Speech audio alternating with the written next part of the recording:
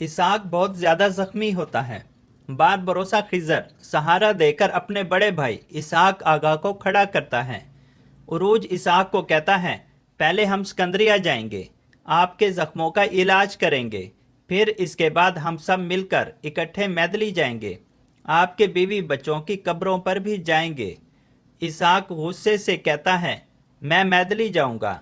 इलियास कहता है, आप बहुत जख्मी हैं, यहाँ से सिकंदरिया करीब है और मैदली बहुत दूर है।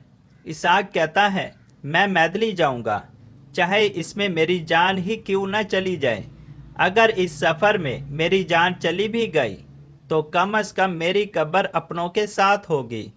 उरूज अपने बड़े भाई इसहाक को बताने लगता है कि मैं बाप बनने वाला हूँ।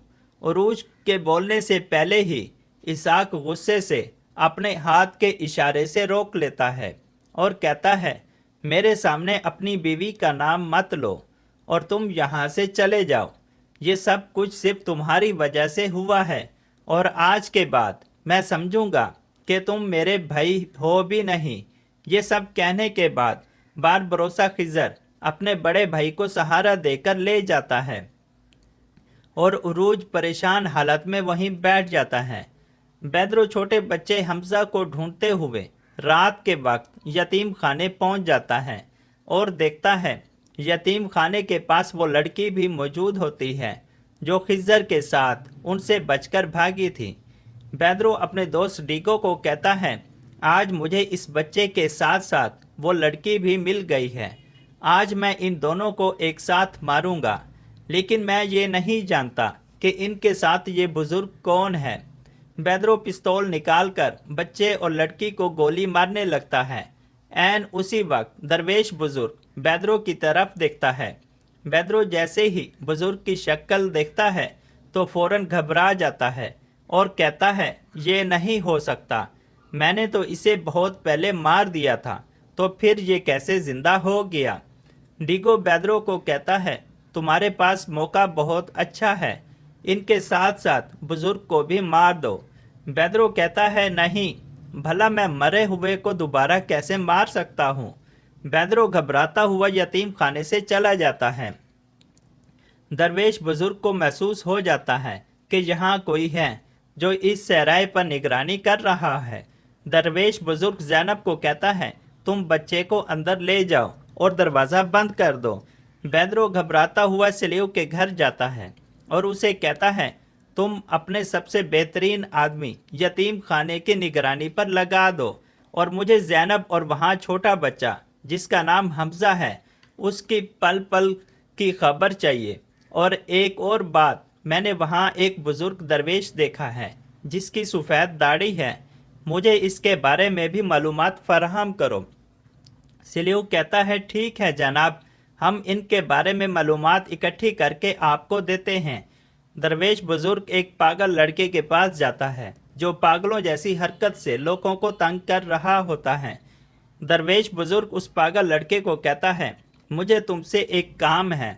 तुमने यतीम खाने के सिराए पर कुछ लोग निगरानी कर रहे हैं, उनको सिराए से दूर रखना है। बैदरो अपने कमांडर रेडिको को कहता है, तुम सिकंदरिया में सलीव को एक पैगाम भेजो और उसे कहो अबू मोहम्मद साइजदान जो ममलूकों के लिए काम करता है उसे अगवा करके मुझे इतला दे। बैदरो अपने कमांडर से पूछता है, किताबों के ताजिर सुलेमान का क्या हुआ। कमांडर जवाब में कहता है, हम उस पर काम कर रहे हैं, बहुत जल्द इसके नतीजे आपके सामने लाएंगे। काने थ्यू के दो आदमी मछली के शिकार के लिए समंदर पर आते हैं। समंदर के किनारे पर देखते हैं पुसीडो की लाश समंदर के किनारे पर पड़ी होती है। एक आदमी दूसरे आदमी को कहता है, ये कौन है और ये बड़ी मुश्किल से सांस ले रहा है, चलो इसे जल्दी से हकीम के पास ले जाते हैं। बाबा अरूज इलियास के साथ अपने पैदा होने वाले बच्चे के बारे में बात कर रहे होते हैं तो इतने में कलिश साहब का बेटा शहीन आता है और उरूज को उसके बच्चे की मुबारकबाद देता है और कहता है, तुम दोनों भाई इस समंदर के लायक नहीं हो, ये सिकंदरिया छोड़कर यहाँ से चले जाओ और मजीद मासूम लोगों को तबाही में मत धकेलो। इलियास जवाब में कहता है, तुम्हें लगता है हम समंदर के लायक नहीं। एंतवान डाकू ने भी कुछ ऐसा ही कहा था। जरा समंदर से जाकर पूछ लो उसका अंजाम क्या हुआ। शहीन कहता है, मुझे उन लोमड़ियों जैसा न समझो, मैं उनसे अलग हूँ। अब हमारी दुश्मनी खुलकर वाज़ेह हो गई है। उरूज कहता है, हमारे शिकार करने वाले परिंदे को इल्म होना चाहिए कि पहले उसका सर जाएगा।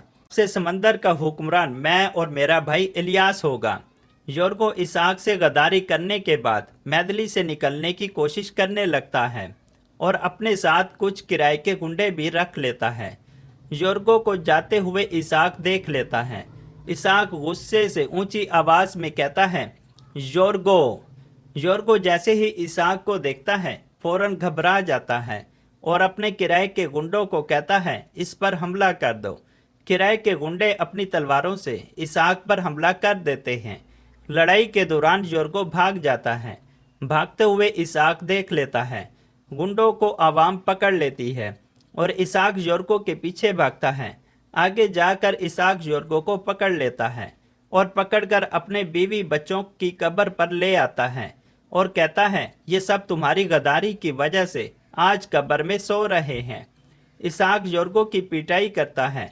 योर्गो इसहाक को बताता है, मेरी दुश्मनी सिर्फ उरूज की वजह से नहीं है बल्कि तुम्हारे बाप के ज़माने से चल रही है, क्योंकि मैं जिस औरत से मोहब्बत करता था उस औरत की शादी तुम्हारे वालिद से हुई थी। इसके बाद इसहाक योर्गो का गला दबाने लगता है। जैसे ही योर्गो का दम घुटने लगता है फौरन ज़मीन से पत्थर उठाकर इसहाक के सर पर मारता है और इसहाक ज़मीन पर गिर जाता है। इस मौके का फ़ायदा उठाते हुए योर्गो भाग जाता है।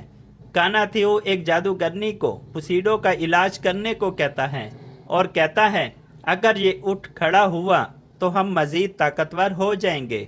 जादूगरनी कहती है, इसकी किस्मत का दारोमदार टोटकों, दवाओं और जादू पर नहीं है। ये सुनते ही कानाथियो गुस्से से कहता है, भले शैतान को अपने साथ मिला लो मगर ये काम हो जाना चाहिए।